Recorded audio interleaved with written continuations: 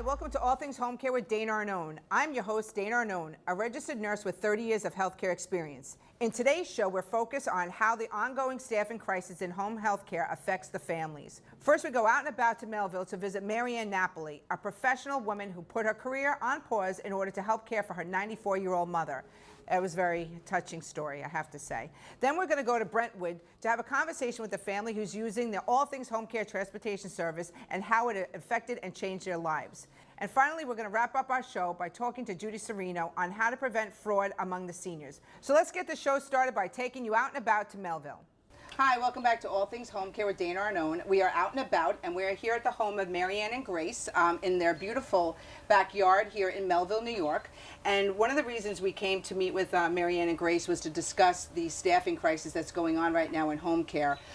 Grace is 94 years old, and her daughter is 70, and they are really struggling, like many others out there, with finding caretakers to come to the home. So we just want to have that conversation, Marianne, because I'm sure that there's a lot of viewers out there that have taken on the role of caretaker for their parents, mostly due to the fact that they can't find an aide to come to the house. So I just want to share a little bit of Mom's story here. I know that you guys live together in this house. It's beautiful. It's Mom's house that she's had for how many years? She's been here 64 years, and the comfort level that she has here is so high because she knows all the neighbors know her, they know her habits. I know when I used to travel on business after my father passed, when I came home from Washington this one time, my neighbor said to me, "Were you gone for a couple of days?" And I said, "Yes." So I said, "Why?" She said, "Well, your house was lit up for 3 days. I think your mother didn't sleep." And that's when I realized that, she was afraid to be alone. She was going to social daycare a few days a week prior to COVID. She started social daycare in 2015, I think it was, and she went until COVID started. So when they closed the daycare center down in February, she was home. The wonderful thing about the daycare center was that it gave her a sense of independence. She would get up and get dressed in the morning. She'd go out on the bus by herself. She felt like she was doing things independently of me, which was good. And she was doing that 3 days a week. And through the Suffolk County Office of the Aging, on the other 2 days that she didn't go, I was able to fill in with in-home care through an extended in-home care program. During the time of COVID, since COVID came and she wasn't able to go anymore, there's been a noticeable decline in her cognition. And her ability to stay awake all day and be interested in things, because now I'm working from home. So it's really hard to split up my time and attention between keeping her interested in something, doing flashcards with her, playing bingo or Uno or just something to keep her mind going, and doing what I have to do for work. I mean, it's really hard. During COVID, I applied for community Medicaid. When the center closed down, I applied for the community Medicaid. Not a small, easy task, lots of paperwork, very cumbersome, took months and months. But when they finally approved it, it was great. 7 hours a day, 7 days a week. I had an agency that sporadically gave me in-home care. Did not call me when an aide was not showing up, which was totally inappropriate and unfair to me. If I had a doctor appointment, I was scrambling to get somebody to come here to be with her. Yeah, because she can't be alone. She cannot be alone, and it just wasn't working. So I had changed insurance providers in the hope that it would be better, but it's not. And in fact, it's probably worse, because now I have absolutely nobody since April. When you call the managed long-term care, because it really isn't a managed long-term care issue, it is a home care industry issue that we're facing now. So when you call them, what do they say? They say, I get a couple of different responses. One is, listen, we don't have anybody to work. We don't have enough people. But how does that make you feel, though, when someone says that to you? I go, it's not my problem. That's not my problem. You own a business that provides home health care. I have an approval to receive that home health care, and you need to figure out how to make this work better. And, well, we have 500 families looking for the same kind of help you are. I go, but that's not my problem. I mean, the problem here is you need to find a way to incentivize these people to stay with your agency. you know, I might have had them for a month or two, and my mother got comfortable with them, and they bonded with them, and then, you know, I would let them in my house by themselves. You know, they could come You're in and get trusting her them, up. yeah. Yes, that's a big part of I the know. equation is, you know, having that trust factor, having someone come to your home when you're not there to get them out of bed, to get them dressed, to get their day started. It's all of those things. So how does that affected your work life, your social life, just you in general? That's a really big question, and it's a long answer. Oh. So socially, I've become more isolated because I can't go out. I can't be spontaneous. I've lost that part of my personality. You know, it's gone. I feel constant stress. I am more stressed than I've ever been in my life, and I have run $15 million departments in big, huge publishing enterprises. And I have never had this level of stress, not ever. Your nieces ask, what happened to Aunt Mare? She's not the same person. And you sit there and you go, well, I hope you're telling her it's because my life has dramatically changed. You know, I would do anything for her. And it's okay that I do that. But the fact that there is absolutely no support from a system that I was able to get support from is mind-boggling to me. What do you think about who's taking care of you? You are. Oh. Yeah, and what do you think about that? I think it's wonderful. You think it's wonderful. But the bottom line is that you have approval for care in the home. I do. You have approval from Medicaid to service mom, so at least that would give you some respite and some time to yourself. But there's no agencies can be sending in because there is no staff. No, and there is no respite for people like me. I'm not the only one. I really hope that the people come into the profession of home health care because they want to care for people. Yes. And they want to do this job. Absolutely. Yeah. Absolutely. You have to have the heart and soul to do this. So just in closing, express yourself of how you feel about the system and what would you like to see happen. I would like to see some protocols put into place that would make this a profession, a career choice. I have to tell you, I've learned a lot in taking care of her. I mean, just from the nurses and the physical therapists that come here, how to hold her, how to pick her up, how to transfer her, how to toilet her, how to bathe her, you know, all of these things, how to take blood sugar, how to give an injection. I mean, it's all of those things. And that really falls under the realm of nursing care, I would think. So I think that should be part of it as well. I think they should be offered competitive wages so that they can make a decent living. Most of the aides that I've had work 2 jobs. Some would come here after an overnight shift and work all day for me. I mean, how do you do that? And they have kids.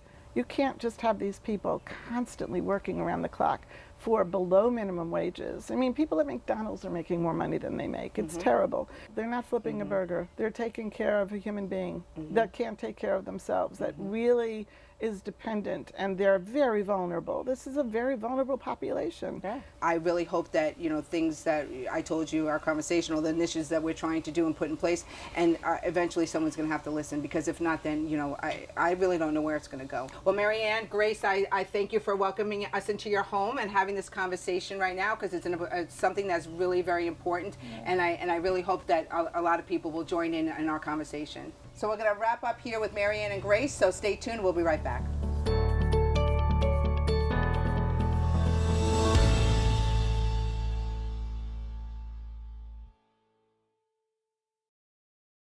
Welcome back to All Things Home Care with Dana Arnone. Let's go to Brentwood for a conversation with the family who is using the All Things Home Care transportation service and how it has changed their lives. Hi, welcome to All Things Home Care with Dana Arnone. We are out and about again, and we are at the home of Harold and Carol here in Brentwood, Long Island. And we're here to talk about the transportation service that All Things Home Care is providing to Harold and his wife. So Harold, I thank you so much for the opportunity to sit here and talk to you and your lovely wife. Why don't we start by just how you got engaged with All Things Home Care and what your, the situation was with your wife and why the transportation was a necessity for you. My wife was diagnosed with cognitive concerns a number of years ago, and it's come to the point where she really needs a companion. And we had a companion who was coming in for a while, but unfortunately her mom got ill and she had to go take care of her mom. And so the next person, a very lovely woman named Andrea. And so when Andrea and I spoke on the phone, she mentioned she lived in Port Washington. And when we began to talk about how she would get here, this seemed like you could probably go to Florida easier than you could go to Brentwood from Port Washington. Well, I remembered that during the pandemic, I think it was in March, that I read an article about a really very elegant company that was going to begin to help home care workers get to their homes that they needed to less expensively and without going through a traumatic ride of hours on end where by the time they would get there, they would be exhausted. It sounded really promising, and I just looked up and I said, God, just lead me, because I know this would have to be miraculous and something very important. Then in the meantime, Andrea needed to come out here for the first time because she was just beginning. I get a call in the morning. She got, by accident, got to the wrong hub. By the time she got here, she was on the railroad, I think 2 to 3 hours. I was beside myself. So what ended up happening, I began to talk to, the people that you're involved with, and they began to explain the program. I turned to my wife, I spoke to my sister, some friends that I have that are very supportive of what I do, and they were amazed. They said, that's an incredible organization or home care agency. If they're willing to do that, oh my God, they're just special. And they worked it out where Andrea could go from Port Washington to Brentwood in under an hour and come here refreshed, ready to help. And my wife does need help, but not only does she need help, I realized I needed help. I thought I could do it on my own. But one of the doctors involved with my wife said to me, Harold, I need to let you know that half the people that end up trying to help and care, many of them end up sick or sicker than the people they're caring for. And that almost happened to me. I ended up in a program for a couple of weeks. I had what they describe caretaker burnout. The thing that we want to discuss with people is the lack of transportation services. Even if you have a train that's a couple of miles. Okay. How far are they? I think Islip is about 2 to 3 miles, and Brentwood may be a little more. So it's between 2 and 4 miles. So if that worker was to take the train, let's just say, to the train station, if we didn't help them get to your home, and not saying that you're not able to go get them, but they would either have to pay for a car service and to that get could here, be expensive. very expensive, or they'd have to walk. We have workers that when they get off the bus stop or the train station, they have to walk a couple of miles. So what I say to people all the time when we're engaging people that say, why do we have to worry about how somebody gets to work? What they don't understand is that when you're dealing in a certain population of home care, they're not in the situation Andrea is coming to your home all the time. But in other situations, they're not always going to the same patient's location. So they're being moved around all the time. And if you don't have a car, or if you don't have a means of transportation, it becomes almost impossible for you to get to that location. So All Things Home Care developed this transportation service for families like yourself that require consistent care. You have a caretaker that you want and that you need. They're paid a certain amount of money, and if they would have to pay for that service to come here, it would be at least a third of their paycheck. I know, can I speak for you, Carol? That we're incredibly grateful for what you've done. Oh, well, it's not me, but thank you. It's just something that I feel like people should know that there is an issue with transportation. There is an issue for home care workers to get to their jobs, do their jobs. We have lots of workers that spend 2 hours on the train. So if they're working a 6-hour day, right, it becomes a 10-hour day. Because it's 2 hours in the morning, 2 hours at night, it's a 10-hour day for minimum wage. Yeah. And that's where we're really trying to change the perspective and try to help these workers get to work quicker, more efficiently, on time, and not have to pay for it and have some more money in their pocket because they're really not compensated the way that they should be. You're giving care to a person who at that stage in their lives needs that to function in a fulfilling way. They're looking forward to seeing the caretaker. They develop a relationship. My wife and Andrea, they watch TV together. They have meals together. That's incredible. That human bond and that human contact is just as important as medicine or as food. And, having that caretaker that's able to get to the person's home, consistently, that's the thing that we focus mostly on is consistency. I can send an AHA patient's home, a different person every day. That doesn't help the person, though. That doesn't help the patient. But having a worker that will go same time, same day, and knows that person, that will make the difference between that person being able to remain and age in their home or being in an institution or a hospital. Working with Andrea, how has that helped you? It helps me that, she helps me get things done and take care of jobs that, we might work together on or separate, But knowing that Andrea is coming and she's coming on time when you expect her, and then she gets to go home the same way that she got here, yeah, it is nice. It really is. And I feel so secure that she's going safely. Yes. You know, if you read about what's going on, Yes.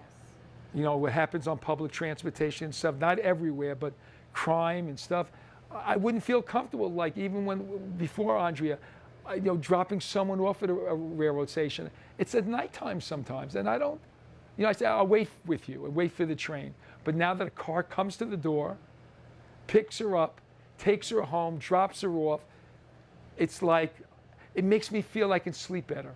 On a Sunday, you can't even get a bus. So at a certain time, the bus stops. So if your shift with that patient ends after the time that the bus comes, you have a problem. You can't get home. If you were to talk to the legislators and the people that make the decisions on transportation or home health care, what would you say to them to ask for the help for people like your wife and yourself?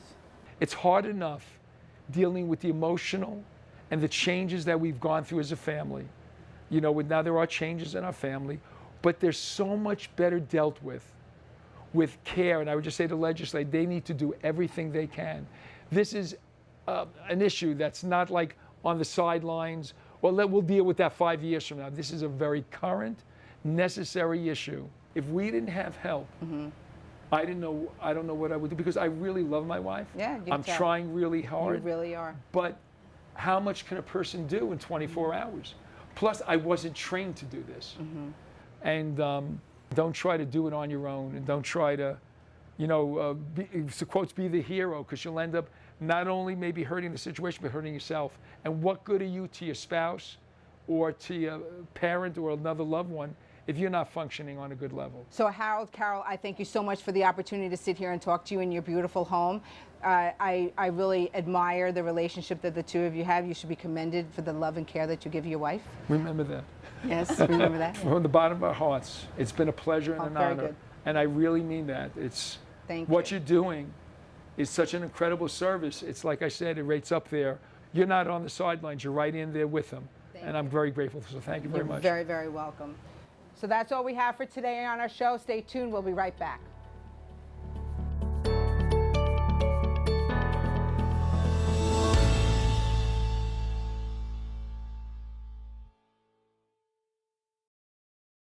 Hi, welcome back to All Things Home Care with Dana Arnone.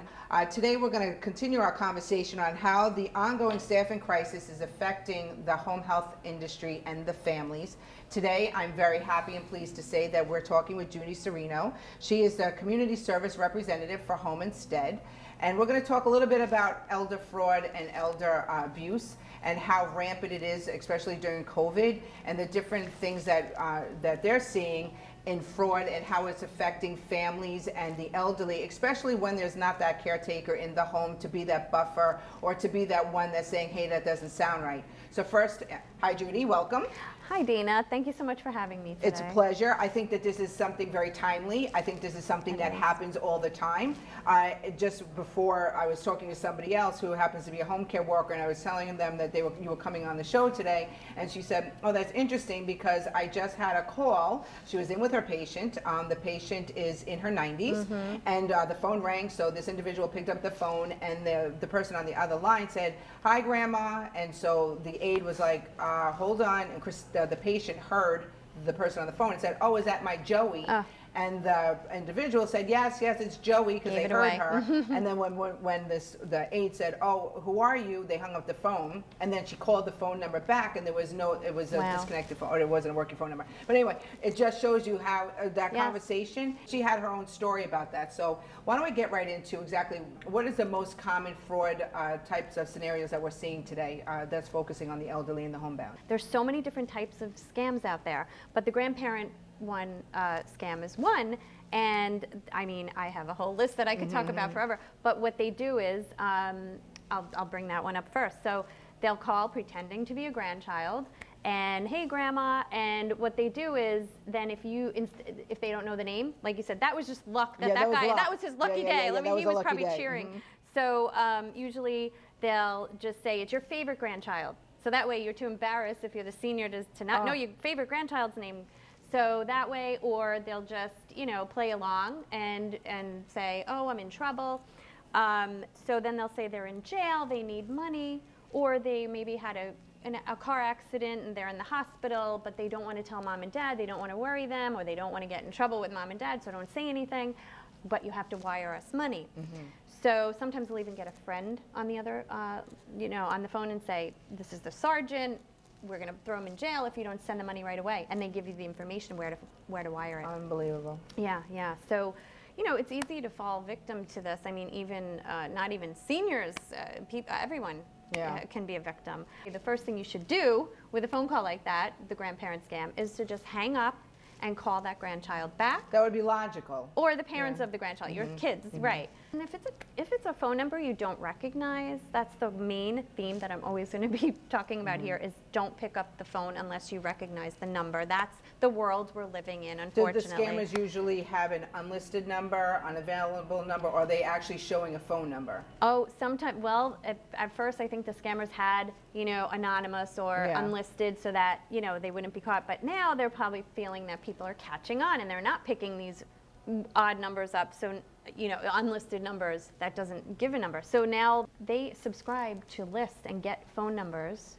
and they know technology well enough to know how to program their computer or buy programs that give them all these, you know, random phone numbers to be calling from. They have burner cell phones. They're so hard to catch. Besides the grandparent scam, we have the IRS Social Security spoofing, and I'm sure, Dean, I've gotten the call before, I'm sure you have, where you'll get a recording and it's a robocall. So this, again, they're using their technology to spew out thousands of phone calls at once. It saves them time and money in the end, because they're just sending a recording to your phone. This is the IRS calling, you owe us money and back taxes or this or that, or Social Security. If you don't pay, you're going to be subject to penalties, fines, or thrown in jail. Yeah, that one's actually a little convincing. The first thing you have to know is IRS Social Security will never call you. They will mail you a letter. And if you're in trouble with the IRS, you usually know ahead of time. That wouldn't be some random call coming. But with the pandemic, this has opened up a whole new channel for these scammers and to take advantage of. So everyone was getting all these stimulus checks. Well, the scammers were like, we want a piece of that. So what do? They call and say they're the IRS again, and we want your bank account number so that we can direct deposit your stimulus check to you. Yeah, so people fall for that because, like I said, it sounds official. They might start out with a recording, call this number back.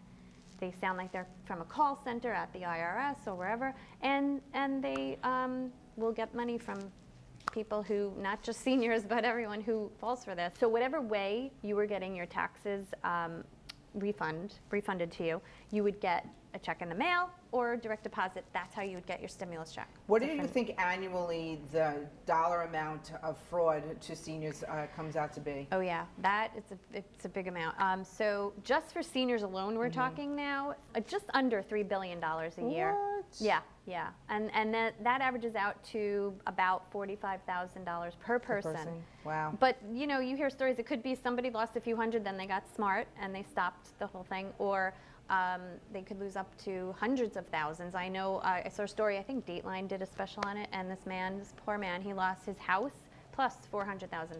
Wow. He had to live in his friend's basement. Wow. His whole retirement, everything gone.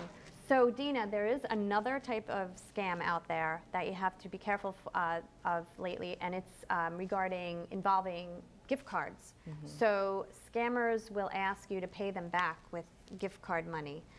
This could be part of any type of telemarketing scam that we're talking about. A lot of times you'll get a text or an email that says it's Amazon or Apple, you're due a refund. So you're thinking you get money. You call the number or click on the link, talking to a representative from Amazon or Apple. The one thing with these gift card scams, they're 100% scams. If anyone asks you, they say they're from some company, you have to pay them in gift card money, it's a scam. That's not legit. No, not legit, 100%. Yeah. Okay. How do we get the word out there or educate more people about the different scams that there are? What you want to do, the first main thing, is to stay involved with friends and family, because some of the signs that caregivers should look for are unusual bank account activity. Suddenly they have best friends on the phone all day with people that you don't know. you want to shred all your documents. These scammers literally can go through garbage, and they will. The other thing you want to do is sign up for Do Not Call list, which is donotcall.gov, and sign up for direct deposit from your pension or benefits. That way it goes right into your account. Nothing in the mail. Nothing in the mail. We can't even trust the good old mail anymore. And definitely don't give out your personal information. And I think it comes up a lot more because of the lack of caregivers. The lack of that buffer between the patient and the outside people is missing, especially when the crisis in staffing is continuing.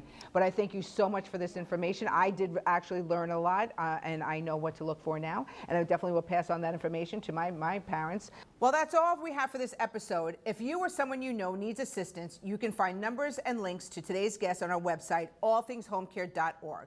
And please follow us on Facebook or Instagram. And always remember to be kind to those who come to your home to care for you. See you next time.